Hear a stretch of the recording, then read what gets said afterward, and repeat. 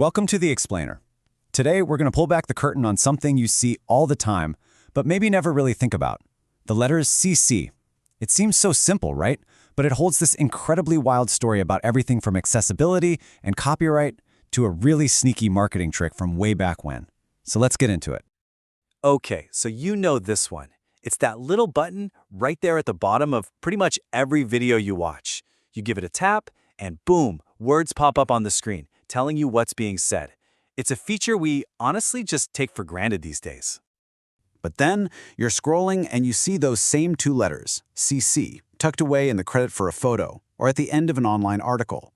And you just know this CC has absolutely nothing to do with the sound in a video. So what's the deal? Are they connected somehow? Well, as we're about to find out, not only are they totally different, but the real story of CC goes way, way deeper, to a place I promise you will never, ever expect. All right, let's start with the two CCs you bump into pretty much every day online. Both of them were really born out of the digital age, and they're both about how we share and take in information. So, that first CC you see on videos, it stands for closed captions. Now, here's the really crucial thing to get. This is not just a transcript of what people are saying. It was designed from the ground up for accessibility. That means it includes all the other sounds, like door slams, or suspenseful music swells, or even telling you who is speaking when they're off screen. The whole point is that it assumes the viewer can't hear a thing. And that's the key difference between captions and their cousin, subtitles. See, subtitles assume you can hear just fine. You just might not understand the language being spoken, so they only translate the dialogue. Captions, though, they're painting the entire soundscape for someone who is deaf or hard of hearing. So CC is for accessibility, subtitles are for translation. Simple as that. Okay, makes sense, right? That explains the button on YouTube. But that still doesn't tell us what's up with the CC you see attached to photos, music, and other creative stuff. For that, we've got to dive into the wonderful world of copyright. This CC stands for Creative Commons, and honestly, it's a total game changer. It gives creators a really simple, standard way to let the public use their work without having to ask for permission every single time. Instead of the classic all rights reserved, Creative Commons is all about some rights reserved, and it gives you a clear answer to that one big question: what am I allowed to do with this?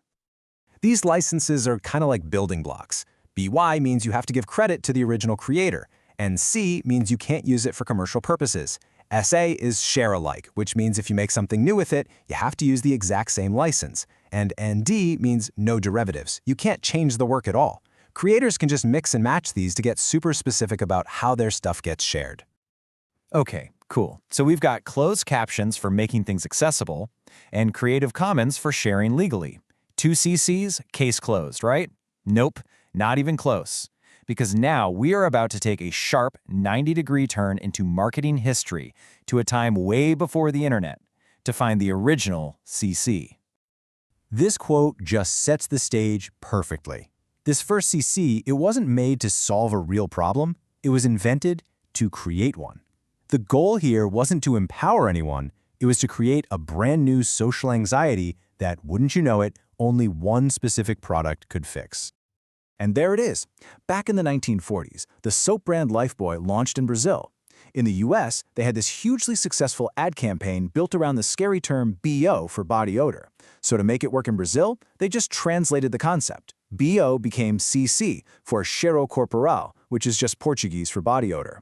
They literally manufactured an insecurity and then sold the cure. And it totally worked. And if you need proof, just look at this timeline. It puts everything into perspective. The cheiro corporal ad campaigns were all over the place in the 1940s. The very first demos of closed captioning technology, that didn't even happen until the early 1970s. And Creative Commons wasn't founded until 2001.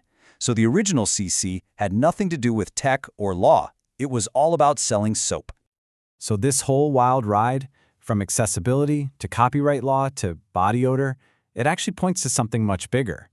Acronyms like CC aren't just little bits of shorthand. They're often the public face of these huge, complex, and sometimes totally invisible systems that organize our world. Yeah, these systems decide what's accessible, what's shareable, and, as we've seen, even what's considered socially embarrassing. Let me give you one more example, a really complex system that most people never see, but that has enormous consequences for a country's entire scientific world. Meet Qualis Capes. It's a massive classification system in Brazil that's used to rank academic journals. You can think of it like a Michelin star system, but for scientific papers. For scientists working in Brazil, this system is everything. It can literally define a career, dictating where you can publish your life's work and how valuable that work is considered to be. So, the system sorts journals into these tiers. Way up at the top you have A1, which is for the absolute best, internationally recognized journals. Then it goes down through A2, B1, B2, and so on, all the way down to C, which is basically worth nothing. A researcher's whole career can depend on getting their work into a journal that has a high Qualis Capes rating. It's an incredibly powerful, hidden system for classifying knowledge itself.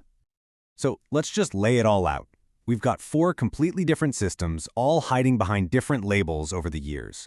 Closed captions, a system built for accessibility. Creative Commons, a system for sharing. Share Corporal, a system for commerce. And Qualis Capes, a system for ranking. Each one uses a simple label to represent a really complex web of rules. So after all that, what does it all mean?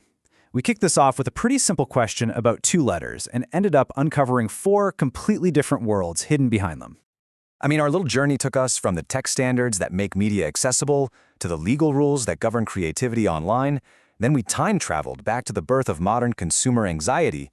And finally, we peeked into the high-stakes pressure cooker world of academic publishing.